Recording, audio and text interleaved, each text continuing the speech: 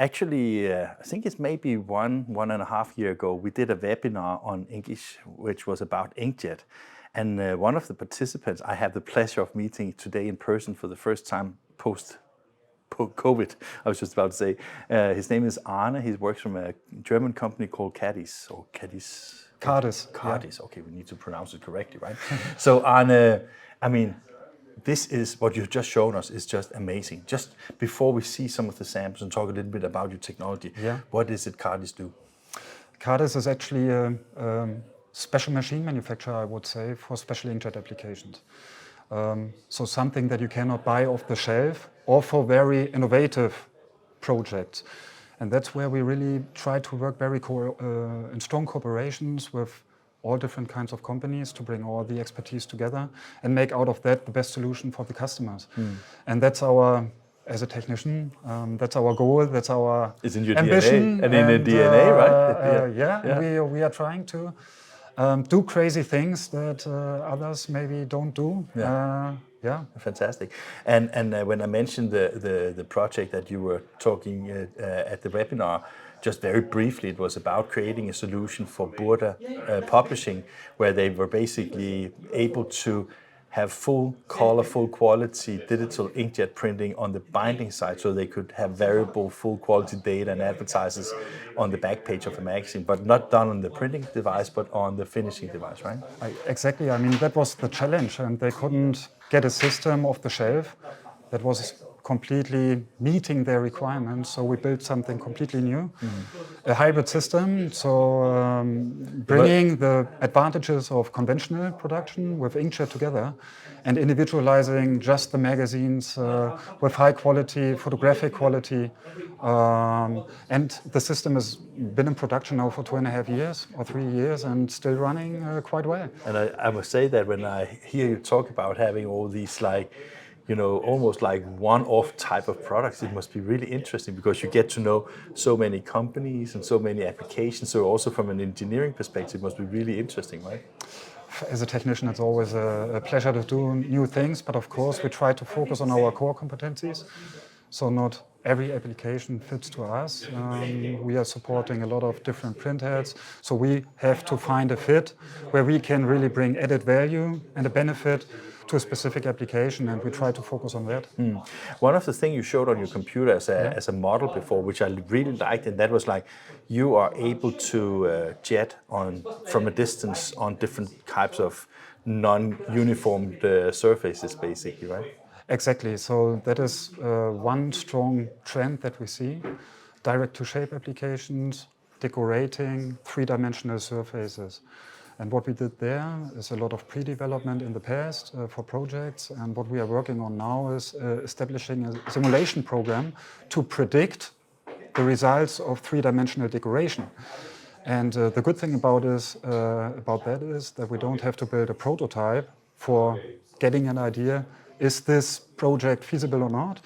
We can actually simulate the process and then afterwards going into the deeper development with a prototype and developing the overall process. So we can even try what is the best printhead, what is the best ink that can be used, what has to be considered for designing such a system.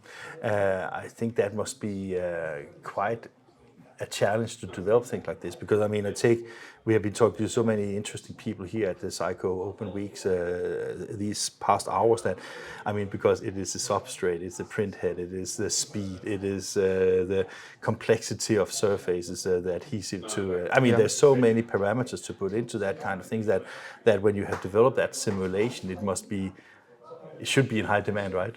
Or is it brand new? Or it's actually brand new, and okay. This is a growing simulation platform, because we have to fill a database.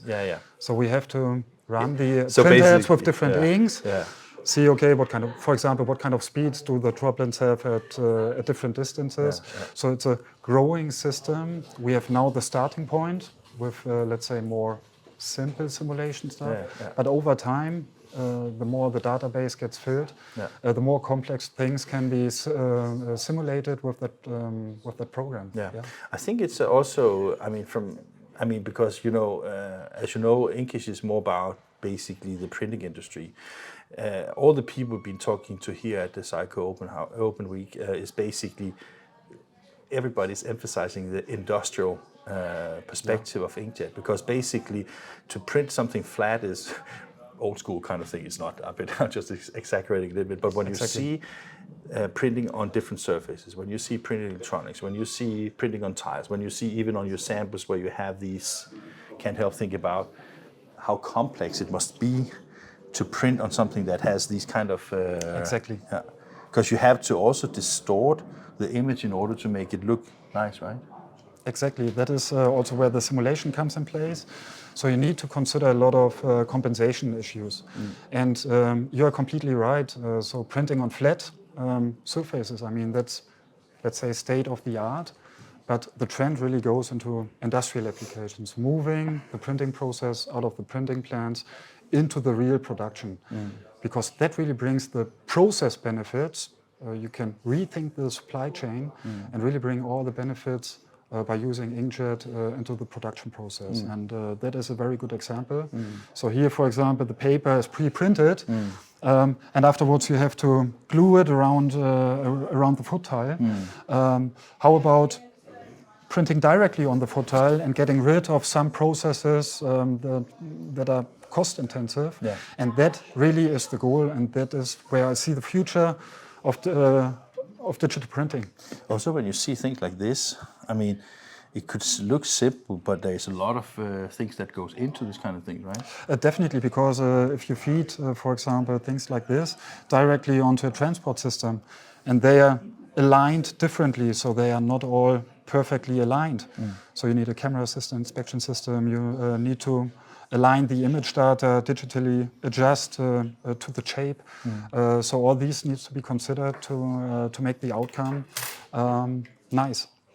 And then you have these little things. I think these are mainly to showcase, again, direct print on a very complex surface, right? Yeah. Again, a lot of compensation. You have the flight times of the droplets, so there's a lot of development, process development work required for this. And that is maybe also one point that is very important. Events like this, with Seiko Open, you cannot invent everything on your own. You cannot be specialist in all disciplines on your own. So it's important to have a good network for specific applications where you can share the expertise and make in a cooperative approach a very good solution. And that includes ink suppliers, electronic providers, printhead manufacturers, and there you have to work on a solution all together to make it successful. A company like yours, is it mainly delivering to German customers, or is it a global company? Or? Since we are still kind of a young company, in the past we focused more or less on the German-speaking or on the near countries, DACH area. But at the moment now we are in the stage of globalizing our business also to other countries and also overseas. Because I mean, when you look at these kind of things, it's I mean, I can't think of anything that is not possible in the future. Basically, it's amazing to see, and I think that it should be an eye opener for everybody also in the printing industry, because I mean, if you know inkjet already, maybe the next step for how you develop you into the next kind of product, printed electronics or printed on objects. You are completely right. For us, the future is quite clear, and that is why we did the strategic partnership with Manz, with Manz Corporation, because they are coming from the solar industry and from the electronic devices industry, very strongly focusing on automotive. We see implementing functional areas also on three-dimensional shapes like buttons, OLED things, conductive areas. So bringing added value not only by decoration, but also by bringing functional issues via inkjet into that area as a strong future. And last question. You're here at the Seiko Open Weeks 2022. I understand what you spoke about, having the network and you know, getting closer to colleagues and also competitors from time to time, of course. But I was just thinking, the way you see it, is the sky the limit? I mean, could this be something that all that we today produce on an industrialized level, could that be 3D printed in the future? Let's say we have to be open-minded, and we shouldn't say no. So it's just a prediction where the industry and where the capabilities go. But I personally think that a lot of that will be or can be done with inkjet on a cost-effective way in future. How long will that take? I think that strongly belongs to us and also our customers, how willing they are to invest in innovative solutions like we try to provide. And I'm looking forward to the future because that will be very interesting. Thank you.